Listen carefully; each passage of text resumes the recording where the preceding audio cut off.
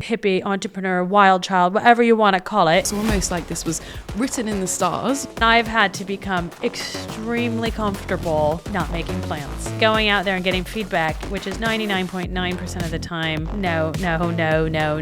And you're just recalibrating. And there's so many things over the years that we've sort of launched and then ended up having to abandon. Market Trump's team has been a learning and a surprise. The food sharing app was a Trojan horse for actually a much bigger problem. Value propositions for the end user have all come about through just observing what our users are doing. That's the way pretty much we've approached everything, is generating lots of hypotheses, testing them all as easily and quickly as we can, and then doubling down on the one that worked the best. Welcome to another weekly episode of Strategy and Tragedy, the show that spotlights the highs and lows of starting, scaling, and even exiting a business. I genuinely have such a privilege of interviewing founders, CEOs, investors, and subject matter experts on this show, either on their own entrepreneurial journeys or sharing relevant insights from their own respective fields, all to help you avoid making the same mistakes they did and to provide inspiration as they share their raw and honest stories with you here on Strategy and Tragedy. With that in mind, I cannot wait to interview my next guest, Saasha Celestial-One, the co-founder of Olio, the carbon negative sharing app with 7 million members and counting, which has also succeeded in saving the planet from 181,000 tons of carbon emissions, which is incredible. So just before I get into probing Saasha on her entrepreneurial journey, I have to say a big thank you to you for tuning in to this show. I know that there are so many podcasts out there to listen to, so it's not lost on me that you've selected this episode to tune into. I'm really, really grateful that you're listening in right now. And of course, if you're enjoying the show, it costs nothing and takes 2 seconds to hit that subscribe button. All right, now that's all out of the way. Saasha, welcome to the show. Thank you. Nice to be here. It is so great to have you and to have your bright, colourful outfit lifting us up here today. So I want to start right from the beginning, actually all the way before you and your co-founder Tessa were even born. I know that you had a hippie upbringing and Tessa is the daughter of a farmer. So a really perfect pairing and perfectly placed to lead this carbon negative local sharing app. So tell us a bit more about this hippie upbringing that you had and maybe touch on how that connects with your mission today. So I grew up in Iowa, in America. I've been here for 18 years, but my family's all still in Iowa. And my parents were the odd ones out because it's quite a traditional, relatively isolated part of America, very rural. But they started, right before I was born, a wholesale cooperative that sold natural food products and herbs and spices. And they, I was born and raised a vegetarian. I was born at home, and my mom and my aunt were both midwives, and everyone was born at home, and they helped facilitate the at-home births of many children. I was never vaccinated. Every summer as a child, we would tour around and follow the Grateful Dead. And it was quite stereotypical, but the two sort of defining themes were three really, were very hippies, the way you would imagine it. Entrepreneurs. My parents were definitely entrepreneurs, but also quite poor. So I grew up without a lot of money. The company my parents started wasn't successful till I was a teenager and sort of out of the house. And that meant as a child, it was really my responsibility as the oldest to help my mom specifically make ends meet. Her and my father separated, and it was 50-50 custody. And when I was with my mom, I spent a lot of time basically helping her try and figure out how we were going to have enough money to feed and clothe and basically make the household work.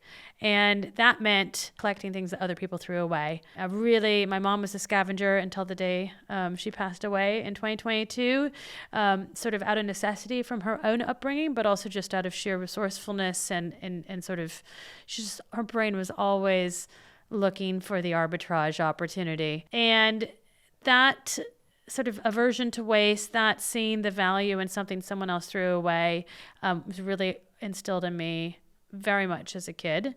But in terms of how it ties back to Olio, gosh, that took several decades really to come full circle to that. I spent a long time trying to distance myself from my childhood and sort of seek refuge in financial security with and professional security with corporate jobs and whatnot. But Olio, of course, is all about connecting people to share things that still have value so they don't go to waste. And so it's got my mom written all over it. Oh, that's so sweet. I love that. So fascinating. So rare to hear someone having an upbringing like that and how it shaped you. It's almost like this was written in the stars, you know, despite it taking a few decades, but you know, we've got time on this planet. So there's so much I want to dive into there. Rewinding a little bit, I want to double click into something you said a bit earlier in your answer, which was being the odd ones out. So that was a theme I definitely noticed that, and I wanted to dive in a little bit there. So standing out from the crowd in terms of branding and marketing for a startup, that is vital, literally vital for the business, you know, to stand out from the crowd. You said yourself being the odd ones out. How did that affect you? Did you have to kind of, on a personal level, did you have to kind of get comfortable kind of psychologically, or was kind of being the odd one out, did that ever bother you? You know, even so, my last name is Celestial-One, which my parents made up and put on my birth certificate. And so that was something that caught people's attention from, you know, as young as I could remember. Adults and, you know, people were asking me about it. Kids were teasing me about it, although it wasn't that bad, if I'm honest. And so I had this sort of odd notoriety, even at a young age. And I always odd one out, but also I think I was always fell on the lucky side of that line, in that it was more of a novelty in a good way. And people have always sort of quizzed me and wanted to know more about my upbringing and all of the eccentricities that took place at my house. And there's a lot of them, you know. There were 6 kids, there were 3 fathers. There was just so much chaos, but so many good stories as well. And so I've leaned into it, if I'm honest. It makes for great dinner party conversation. It's great icebreaker questions, answers at the ready.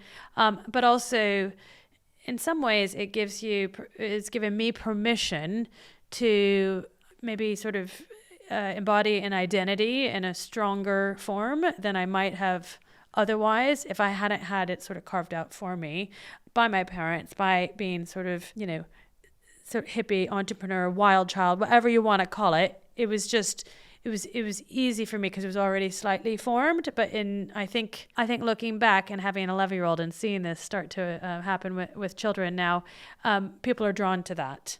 And so then you get into this self-reinforcing cycle where actually, even as a younger kid, I found it really easy to talk to adults, to hold my own in conversation with people I'd never met. And I think all of those things probably are different sides of the same coin. I love the positive angle that you share on that. And you said yourself, you know, you were lucky that, you know, you weren't badly bullied or anything and used it to your advantage.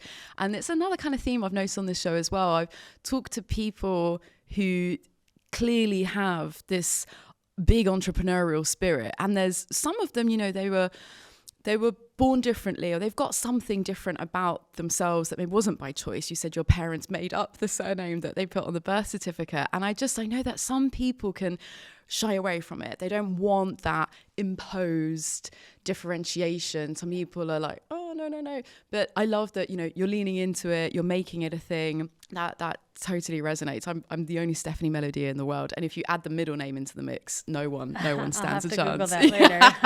I challenge anyone to figure out my middle name. It's pretty special.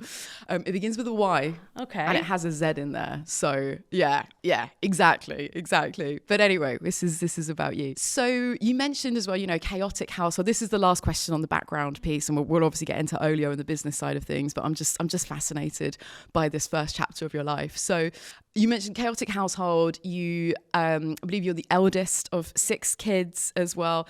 I also happen plus to be 3 adopted sisters. Plus we had foster children my whole life, and so there was always, you know, like 2 shy of a dozen is what it felt like. Oh, yeah, that so was just, in addition to yes, the 6. Yes. Oh, so Jesus. Lots and lots of children. Okay. I thought that was all in total. No, okay, so it's 6 plus all the fostered. Wow, that's incredible. So were you the firstborn of all of them? Yes. Ah, okay. Wow, leading the pack.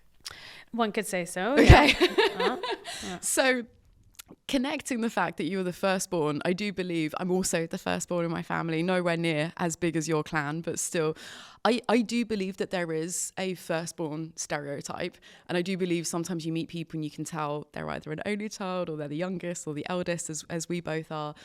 What would you attribute to, sorry, let me rephrase that, thinking about sort of the natural leadership traits that come with being the firstborn versus how your leadership style has evolved in business, being a CEO?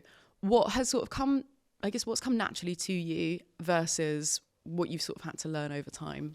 It's a good question. And I'm not sure if I'm like a super reflective person, so I've got an answer at the ready. So I'm sort of thinking as I speak. I'm certainly... I can think of something that has evolved over time. I mean, since day one, I guess out of most likely situational driven, but my mom was also really into star signs and doing horoscopes and all of that. And my moon's in Capricorn and my sun's in Virgo. So everything lines up to make me a bossy pants. And I think my siblings probably would have considered me very domineering as a kid. A lot of that for me, though, was trying to make order out of chaos. My mom is absolutely a lovely individual, but she's very free-spirited. And my dad was a workaholic, and he wasn't around a lot. I have a great relationship with my dad and did with my mom as well. But there was a big vacuum there, especially because my parents separated and we were at his house half the time. And from quite a young age, 8 or 9, I was thinking about laundry. I was thinking about packed lunches. Wow. I just stepped into that maternal role. Yeah. And also I'm a people pleaser and an overachiever, and you put all that together with firstborn and you're going to, I cultivated a sense of, I guess, self-worth as well from doing things that needed to be done. And whether they were appreciated, my dad certainly appreciated it. And so I got that positive sort of feedback as well. And so I think that probably reinforced a personality trait that was innate and then amplified by circumstances. I definitely don't think I'm as bossy anymore. And I'm definitely not as much of a control freak as I used to be, sort of even up into my 20s and early 30s. I've become a lot less uptight, I think, in particular about needing to have things go a certain way. I mean, I might even call myself vaguely spontaneous every now and then. Wow. But genuinely, I like for the need for order on control has, in a lot of ways, meant that I have chosen to step into leadership roles because those are the places where I could really have the biggest influence on an outcome, as opposed to necessarily feeling. And then for me, this is, in hindsight, I don't know whether it's good or bad, but it's probably an honest reflection that the need to then get people to come on your journey to drive towards an outcome was sort of of secondary importance, essential, but wasn't the motivation. The motivation for me often hasn't been to like lead people. It's to how excited I can get about actually executing to a particular desired outcome. Which makes you a perfect COO, right? Yes, Chief Operating Officer written all over it, right? Yes, it does actually. Yeah. It's I love getting stuff done. Yeah. I love a project plan. I love synchronizing lots of complex interdependent parts into the most efficient pathway to get to, whatever your success criteria is. Like that is like that's my sense of play and my sense of creativity. Right. So I'm hyper organized, have always been, but I think I've actually relaxed over the years. I think that all makes complete sense. And I have to commend you on such a thoughtful and great answer, given I've put you on the spot with that and kind of self-reflecting as you're answering. I think that makes complete sense. I really, really resonate. I have a bit of a weird thing with this sort of like the word leadership, because it's like in and of itself, it can, like when you think of leader and then you think power, like I don't like that side to it. Yeah. And I actually have a bit of an allergic reaction to leadership that anyway could be perceived as for the sake of it, for power's sake. But if it's an effective tool as, frankly, the most impatient and organized one amongst a group who helps sort of rally everyone around a common goal, then that's certainly a role that I fall into. Yeah, I love that. That makes complete sense. I definitely resonate. And so I'm really interested to dive in a little bit more onto you saying sort of actually you've let go in more recent years and you've sort of calmed down a little, dialed down the bossy pants, if you like. Has that come from motherhood or leading a Series B scale up, a combination of the two? What's helped you to kind of be like, actually, I need to pick my battles? That's a good question. Part of it has definitely, there's sort of two things that spring to mind. In a professional context at work, now we're in year 9. I've learned the hard way that you can't will things to go, a certain way. You might be able to accelerate things or influence them, but really your ability to do either is quite limited. So much is external, and it requires just the right people, the right place, the right time, the right budget, like so many things that are outside of your control lining up. And I think it's quite exhausting, actually, relentlessly trying to like push a boulder up a hill. And that's, and it's a lot easier. So just through just running a really long race, part of being relaxed means I'm not always, exerting so much effort to try and influence an outcome. And that means you just got to be a little bit more patient and a little bit more willing to go with the flow. So I think that's part of it. The other part of it is, in my personal life, I got divorced from my son's father as well, which is something I really thought I'd never do given my upbringing. But things happen, and that introduced a whole level of uncertainty through having shared child arrangements and being in and out of the family court system, which basically knocked all of my previous sort of default mechanisms of organizing my life. All of a sudden weren't mine anymore. Like the idea that I would do this at Christmas, I would do this, I would do that, and sort of organize and plan my life around what I thought were a set of sort of organizing principles.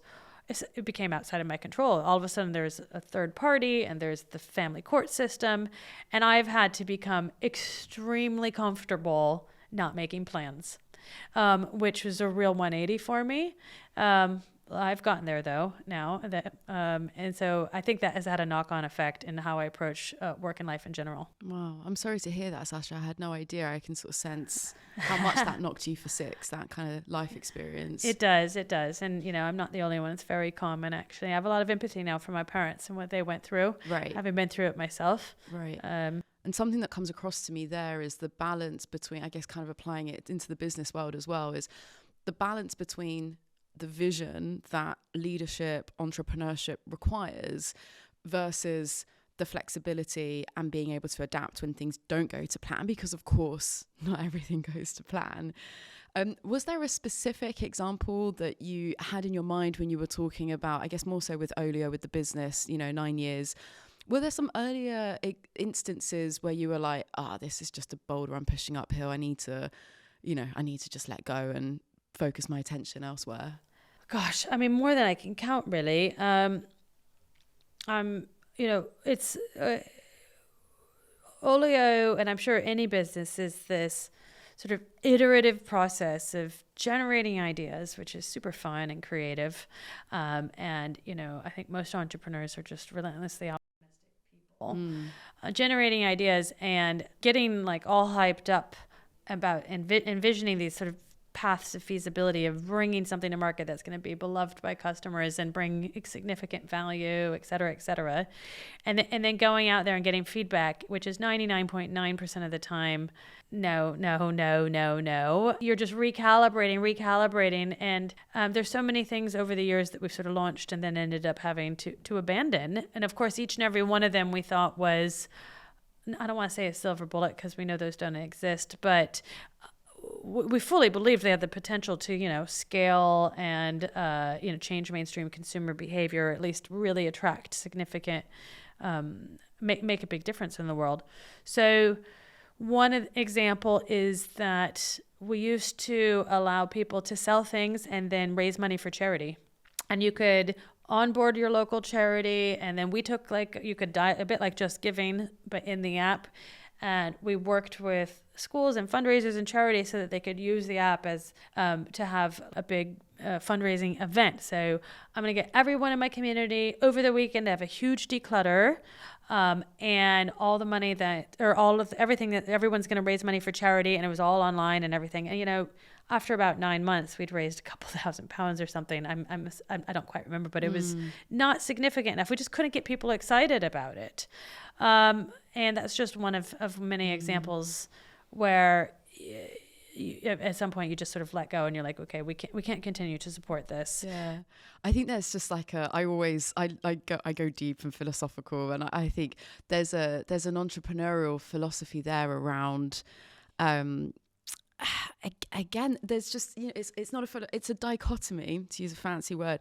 There's this really fascinating dichotomy that genuinely I think about a bit too much, more than I should confess to, between that relentless optimism, as you describe, the vision, the excitement, the energy, the encouragement, and really clearly picturing that vision and what you see and taking people along on the journey, versus, I know I said kind of the flexibility, adaptability as well in that, but to this example here where it's like, I've met so many people that are so in love with their idea that they would take that few thousand that was raised through the app members. It's like, there's enough traction, let's go. And you have to be able to not have happy ears, was the way that Rich Hadler actually described it on another episode, is to almost, there is that relentless optimism, that naivety as an entrepreneur, that vision, but at the same time, keeping your feet on the ground as well, right? And being able to actually listen to market feedback, what's the audience doing and saying. So does that make, how do you sit in terms of that yin and yang with you and Tessa to start coming onto the co-founder piece? Yeah, no, actually I would have mentioned Tessa anyway, because we really have embodied those sort of, I'm the one with the feet on the ground, and she's the one with her hand on a helium balloon, right? Except for she wouldn't ever, because they're bad for the birds and the planet. But she's the CEO, I'm the COO, and it does play to our natural strengths, and she's full of big bold ideas, and she goes out and it really comes back and helps to challenge us to be more ambitious than we would otherwise. And I look at bringing something to market, and the commercial potential, et cetera, and return on investment, all of that kind of, but the stuff that's the other part to the vision. And so it is a dynamic that we have gotten better at over the years, in that we now do it so well. It's a dance, really. And we've really practiced that dance so that in the beginning, we very, very, very rarely have had co-founder conflict. When it would arise, it would be because she would have a big, bold idea and I would want to pop it, right? The balloon in this scenario. But that would make me feel like I wasn't thinking big enough, and she would, it would cause some friction that we'd have to work through. And then we just realized that actually, I don't know if it's just through having worked through hundreds of ideas probably over the last 9 years, how to sort of, for us to, I guess, co-approach a problem in a way that was both optimistic and grounded at the same time. And really just practice, now that I think about it. Yeah. And also just being honest. Quick one. This is future Steph coming to you from beyond. If you're enjoying this episode, then you can probably guess what I want you to do. Please do me one tiny favor that costs you nothing and takes a second of your time. Hit that subscribe button. It really helps to support this show, and I'm really grateful for you listening. Let's get back into it. Yeah. Honesty, practice, good co-founder relationship. I heard that you both met at business school. Is that correct? We did, yeah. So we went to Stanford and met 20 years ago, if you can believe it. And what were the signals that told you she'd be a good co-founder? Was it something that just kind of naturally evolved organically over the years? Well, we're part of a group of friends that is still a very close-knit group of friends. Several of us went to business school together, and others, were sort of in the US at the same time together. And so definitely, what were the signals? Like, she also likes Sambuca shots. I love and that. she was also dancing on the table, when we met in our 20s. The apples only fall so far. But when we were both before Olio and we were both on maternity leave, we started a small business together for a couple of months. The pay-as-you-go crash, right? No, it was before that, actually. That was something I did on my own. And we just learned that we liked working together. Yeah. And that we're really compatible, and that we thought differently but similar enough that we could just talk each other's ear off in a way that was super productive and energizing.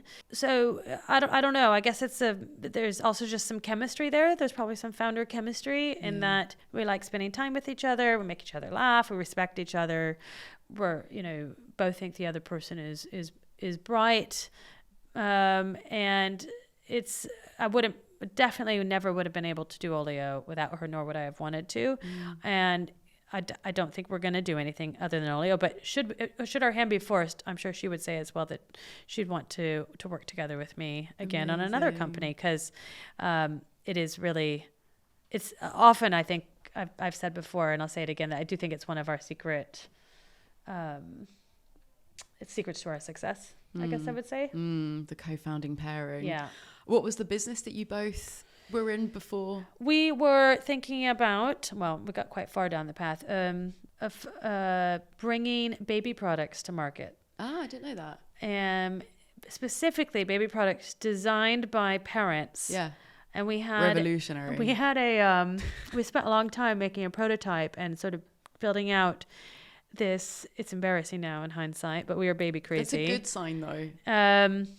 You could transition any like table or dresser into a safe changing table. It had this like portable rail so that the baby wouldn't roll off. And it like rolled up on it, like you pulled out the net and you clipped on a table. So basically it was a travel changing table.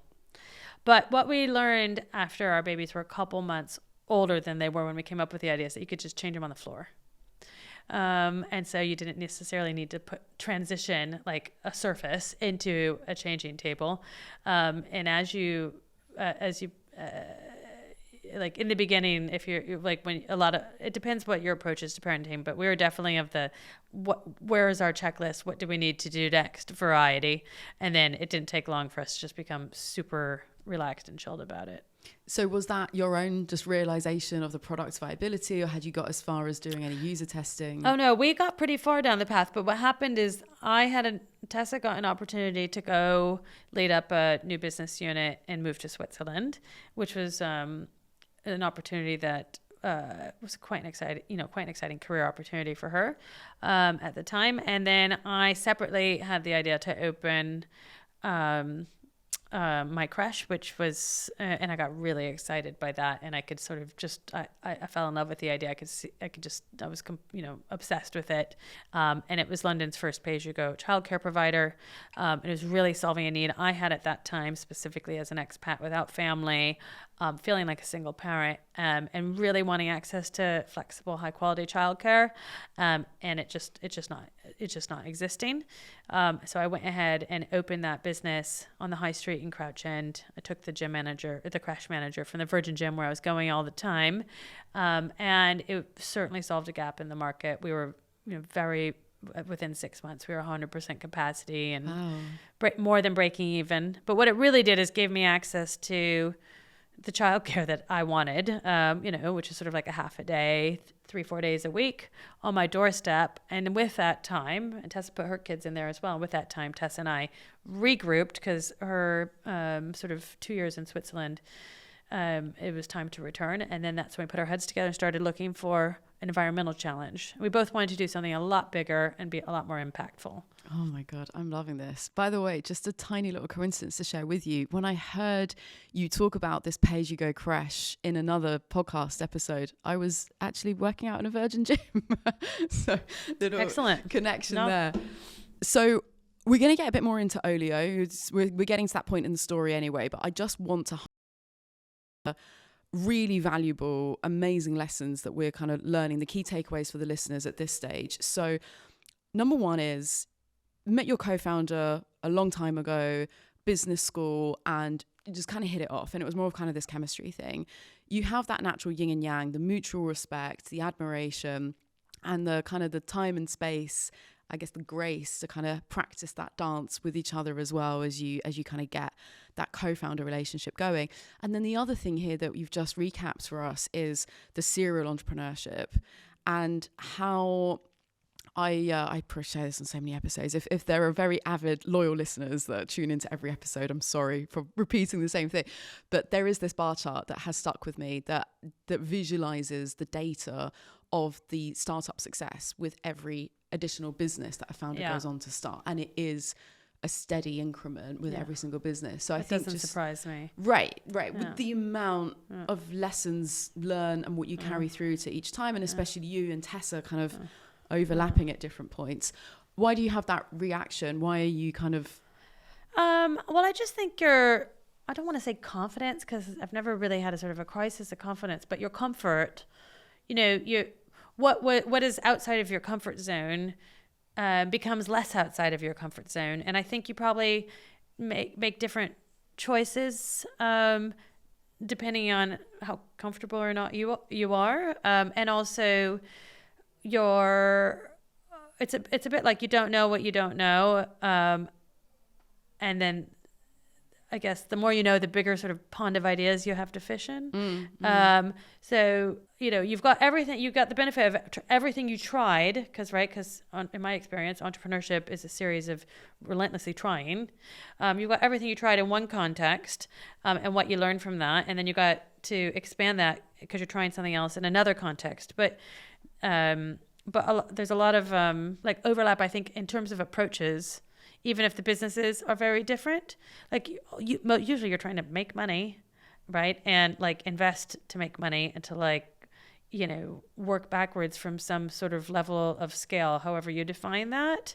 And that is, a bit of a calculation and exercise and planning that you need to do regardless of what business you're in. And you're just going to get better at it and have a better sense of what may or may not move a dial or be realistic or be effective the more you do it. So there's practical lessons you learn along the way, but also on a personal level there's the increase in risk appetite, there's flexing the resilience muscle. Yes. There's, and You're what saying I think, it much better than I was. not at all. No, it's, and I think what you were just saying there at the end is around, I guess, also kind of training that instinct. I'm very instinctive anyway. I'm a very kind of touchy-feely sort of person, but instinctively, I think is your last point of kind of, you've got so many more data points that you've gathered through that experience that you're instinctive. You're absolutely right. Yeah, your instinct level just gets more refined, so that you're just more accurate even when you're guessing. That makes sense. Makes total sense. So let's dive into Olio, because I know that we're on the clock. So I came across Olio, I think in the earlier days. I can't remember exactly when, and I would guess a lot of other people, many other listeners, knew it as the food sharing app. Yep. But of course, today, I mentioned in the intro, you've had such amazing impact. I pulled out a particular stat that I thought I really wanted to get front and center at the start of this episode, which was you've saved the planet from 181,000 tons of carbon emissions, which, and you've got a list as long as your arm of all these other amazing, impactful things that you've done. But today you've expanded into the local sharing app for kind of anything and everything. So my question is, was that a calculated strategic move to start off with a niche and then expand out from there? Or was this an organic kind of growth evolution for Olio? It was not a premeditated move to sort of, although it wasn't lost on us that Amazon started with books and added more categories over time. And same thing with Facebook and these other sort of mega platforms. We thought, given that, a third of all food goes to waste and that 70% of that food that could have been eaten is surplus, perfectly good food is being thrown away within our homes worth, $1 trillion a year. we thought that should be enough from a supply and demand perspective for our hyperlocal sharing marketplace. But ironically, we've been a supply-constrained marketplace since the beginning. So what we realized is that we had our early adopters who really cared about food waste. They had a big sort of clear out in the beginning, but then once they finished that, because they already cared about food waste, they just didn't generate a lot of food surplus. They didn't have spare delicious food sitting around to share with their neighbors because they either froze it or recooked it or repurposed it, whatever. They had solved for that. And then all the people who were relatively unconscious with regard to their sort of food waste footprint and were throwing away perfectly good food because the label said it was out of date, or for they ate half their takeout and they threw the rest out for whatever reason. They just didn't care. So it was a massive education and behavior change process. It was going to be take a long time to complete. And so we found ourselves with a marketplace that worked. Demand, so people willing to go and get free things, has been exceptional since day one, like really exceptional. It's been one of the key reasons we've been able to raise so much money and been so successful from a fundraising perspective, is because that part of the marketplace is really strong. Like right now, I think 90% of all food that's shared is picked up, and it's average of 21 minutes or thereabouts from sort of listing to pick up. Anyway, so we had a supply constrained marketplace, which is a good place to be. And it was very frustrating. And what we saw is that our early adopters were like, well, this works. Neighbors come to my house and pick things up. You know what? I changed my hair color. I'm not a redhead anymore. I'm blonde. I have all of these redhead shampoo and conditioners. They're opened. What do I do with them? I know I shouldn't throw them away. They were expensive. And these household consumable use cases, whether it's cosmetics and cleaning products and, disposable whatever nappies, if you're into that your kids outgrew, people started just adding to the app, and we were taking them down the whole time.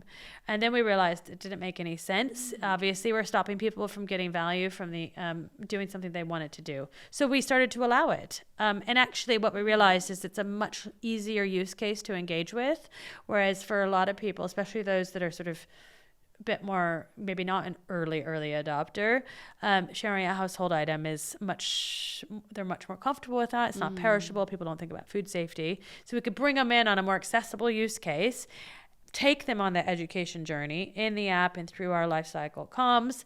And then when they were ready to share food, we'd be top of mind. That was the idea. How interesting. I love that you were just kind of open-minded enough, or, kept your eyes and ears open to just to capitalize on an existing demand that was already happening through the first or earlier version of Olio. It's almost like the food sharing app was a Trojan horse for actually a much bigger problem that people already, there wasn't so much of that behavior change that needed to happen. You already had people doing that. And now we're literally like an 8-sided marketplace. We've got borrow and lend, and you can buy and you can sell, and eventually we'll have rent, and we're about to launch events. And there's all different kinds of things you could do in the app all around stopping waste, hyperlocal community money saving. And these additional use cases or sort of value propositions for the end user have all come about through just observing what our users are doing and then realizing enough people sort of want this. Does it fit with our brand and our mission? Yes. Okay, let's build it. Fantastic. I love that. And we'll keep doing that. Yeah, yeah.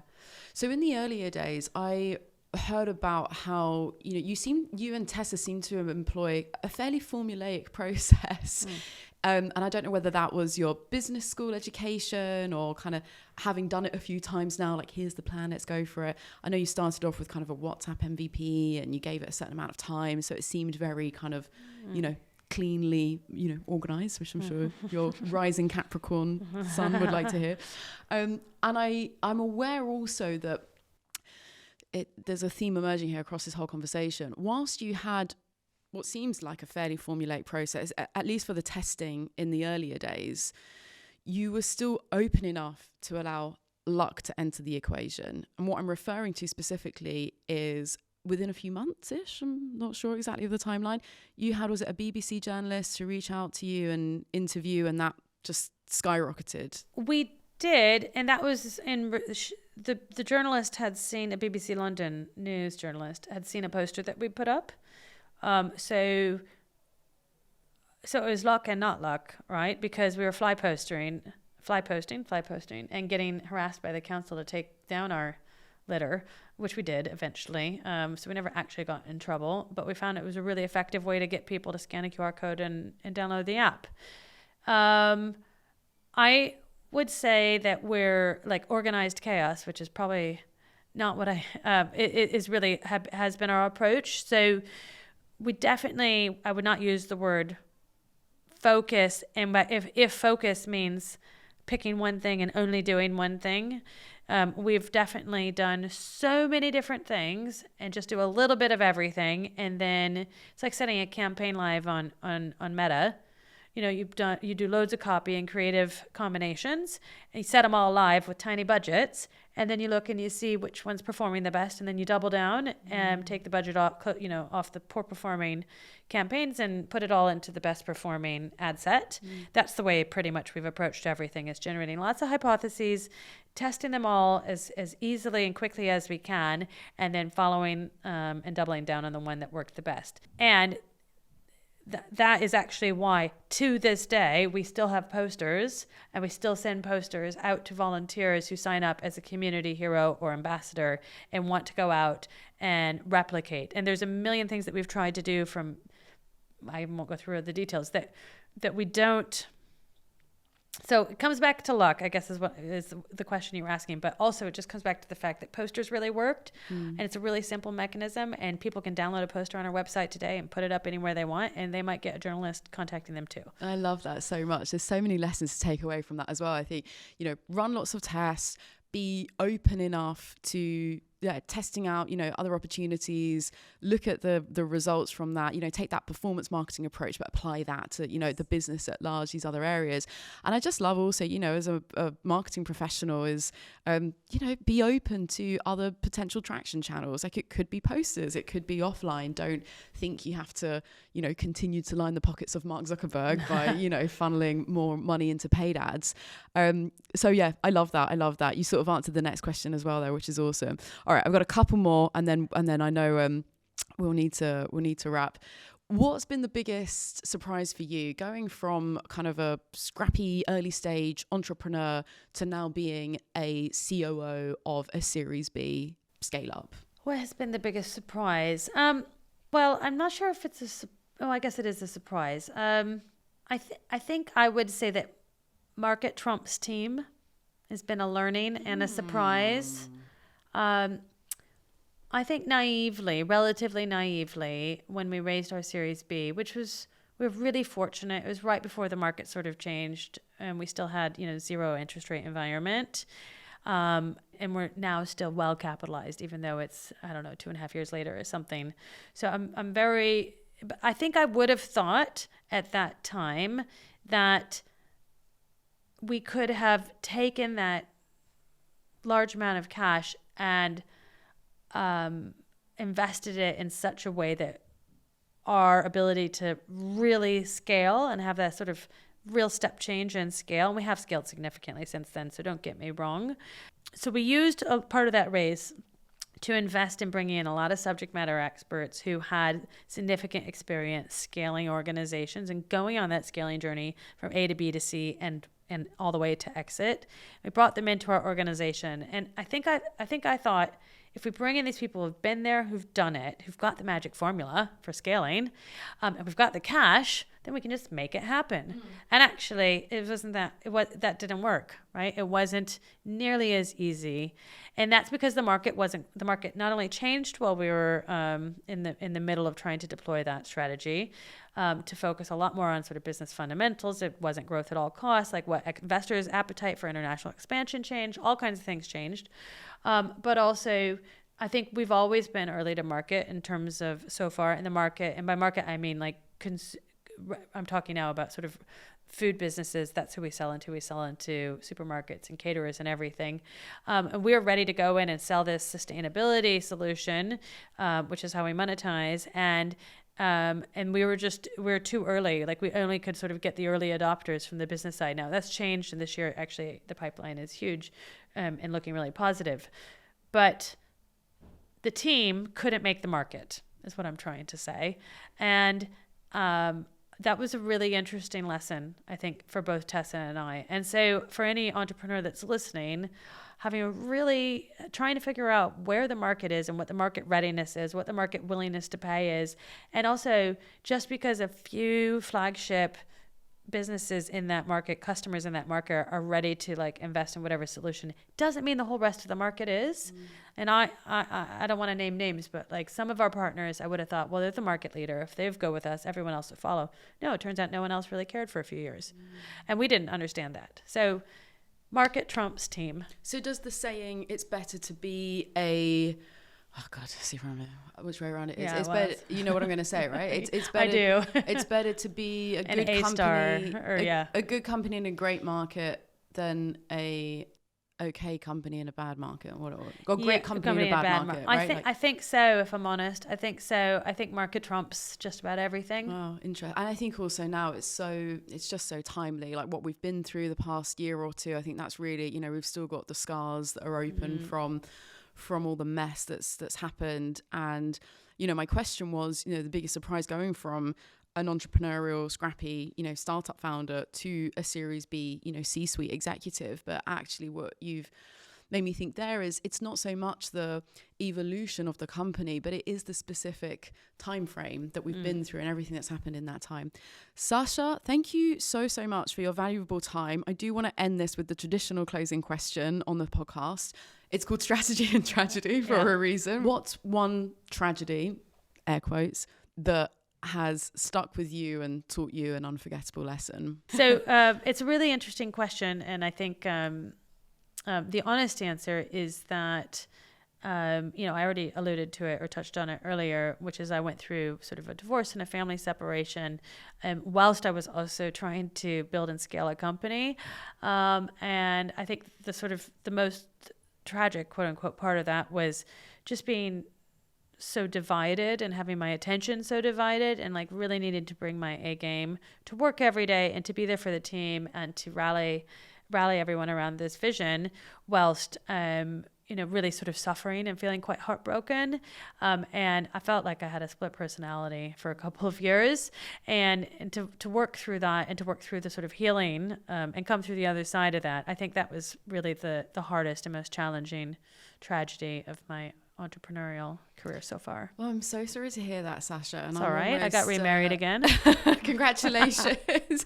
But I think it's a very healthy reminder that business is not everything. You know, maybe there are some younger entrepreneurs out there and they're in a position where they can focus fully on their businesses and it becomes your identity and everything else. But of course, we've all got other stuff going on. We've got health and we've got finances and we've got parents and we've got partners, and it's really easy to think that your business is the only thing party, but we're all humans. And so much, I think trying to bring your whole self and be open and vulnerable about that actually helps like everyone who's going on the journey to talk, you know, it just makes it a little bit more human. Well, Saasha, I think that's a really beautiful note to end this episode on, genuinely. Okay. So thank you so much again for coming on the show. Really grateful for your valuable time and sharing your story. Yeah. I know I always say the same, but I do wish we had hours and hours to get stuck in. But thank you so much for this. Thank you for having me.